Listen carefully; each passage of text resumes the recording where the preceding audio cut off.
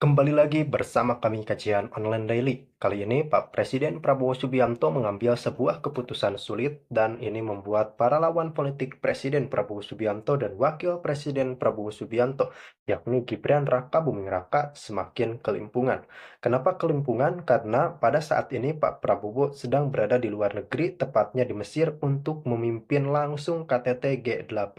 KTT G8 ini memang semacam KTT yang dibentuk oleh negara-negara Timur Tengah dan negara Muslim, tiada lain dan tiada bukan tujuannya untuk menjaga perdamaian dan stabilitas negara-negara sahabat lainnya di tengah tensi geopolitik yang sedang tidak menentu. Namun kita tidak akan membahas hal itu dulu, kita akan membahas bagaimana kepemimpinan di dalam negeri sepeninggal Presiden Prabowo Subianto ke luar negeri. Tentu saja, di sini yang harus diandalkan adalah Wakil Presiden Republik Indonesia, yakni Gibran Raka Buming Raka. Di sini, Gibran memegang kendali penuh atas semua yang ada di dalam negeri sepeninggal Pak Prabowo Subianto ke luar negeri, karena memang itu sudah menjadi aturannya. Presiden berhalangan, maka Wakil Presiden akan memegang kendali penuh.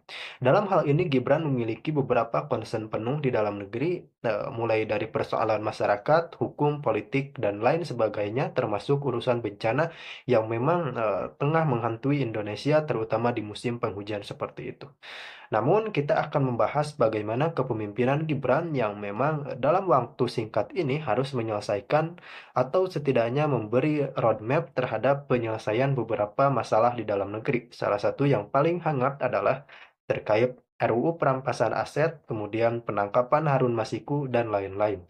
Oke, kita bahas terlebih dahulu dari kasus penanganan korupsi di Indonesia yang memang seharusnya diperketat lagi. Karena memang anggaran negara yang sebegitu banyaknya tentu saja harus didasari oleh dasar-dasar hukum yang relevan untuk pada saat ini. Karena memang Pak Presiden Prabowo Subianto mengatakan bahwa kita akan meminimalisir kebocoran dan cenderung menghentikan, serta jika ada koruptor yang memang mencoba lari dari Indonesia, maka Pak Prabowo akan melibatkan pasukan khusus. Dan tentu saja hal semacam itu harus dieksekusi juga oleh Wakil Presiden Republik Indonesia. Karena Mas Gibran dalam sebuah kesempatan mengatakan bahwa tiada tujuan dan tugas lain selain membantu tugas dan kinerja dari Presiden Prabowo Subianto. Ini sudah jelas maksudnya bahwa Mas Gibran sangat concern terhadap apa program dari Pak Presiden. Termasuk yang menjadi polemik adalah salah satunya adalah program Lapor Mas Wapres. Lapor Mas Wapres ini adalah program dari Istana dan program Presiden Prabowo Subianto. Namun yang mengeksekusi secara langsung adalah memang ada andil dari Mas Wakil Presiden, yakni Gibran Raka Buming Raka. Karena memang hal tersebut, program ini adalah diadaptasi dari program Gibran semasa menjabat sebagai wali kota Solo. Tentu saja ini memang menandakan bahwa meskipun masih muda, Gibran memiliki pengalaman yang sangat-sangat relevan memimpin sebuah daerah, dan Anda perlu tahu bahwa Solo mengalami banyak kemajuan semasa dipimpin oleh Mas Wakil Presiden Republik Indonesia Gibran Raka Buming Raka. Dan untuk update terbaru dari Pak Presiden Prabowo Subianto, dilansir dari tayangan YouTube resmi Presiden, sudah sampai di Mesir, di Kairo, dan memang sudah disambut seremonial oleh pimpinan negara Mesir, karena memang kita tahu bahwa kemitraan Indonesia dan Timur Tengah terjalin dan memang memiliki historistis yang sangat-sangat panjang. Oke, untuk Mas Wakil Presiden sendiri memang tengah mengadakan beberapa program dan evaluasi-evaluasi serta peninjauan-peninjauan dari program yang ada di dalam negeri, termasuk Mas Wakil Presiden akan segera secara cepat mengesahkan RUU perampasan aset, kemudian akan menyusun strategi untuk menangkap Harun Masiku. Langsung Kalian, kita simak. Bismillahirrahmanirrahim. Assalamualaikum warahmatullahi wabarakatuh. Selamat siang. Salam sejahtera bagi kita sekalian. Shalom, salve, Om Swastiastu. Namo Buddhaya, salam kebajikan. Saudara-saudara sekalian, pada hari ini, Selasa 17 Desember 2024, saya beserta delegasi terbatas pemerintah Republik Indonesia akan berangkat ke Kairo, Mesir.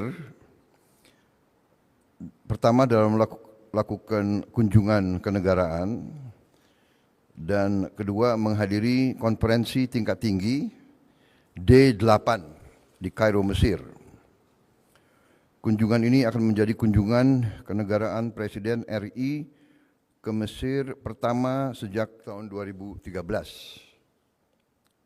Berarti 11 tahun. Mesir adalah sahabat dekat kita, mitra strategis bagi Indonesia, dan negara penting di Timur Tengah. Saya akan melakukan pertemuan bilateral dengan Presiden Mesir, Abdul Fattah El-Sisi. Selanjutnya saya akan menghadiri KTT D8. D8 adalah organisasi kerjasama ekonomi dan pembangunan antara 8 negara berkembang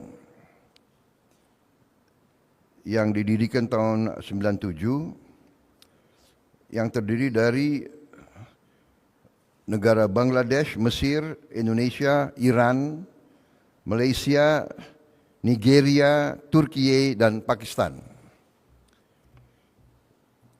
Dalam kondisi sekarang, saya kira KTT D8 ini adalah suatu ajang yang penting, dan khususnya sesuai rotasi sekarang ini mulai 1 Januari 2026 Indonesia bergilir akan menjadi ketua D8.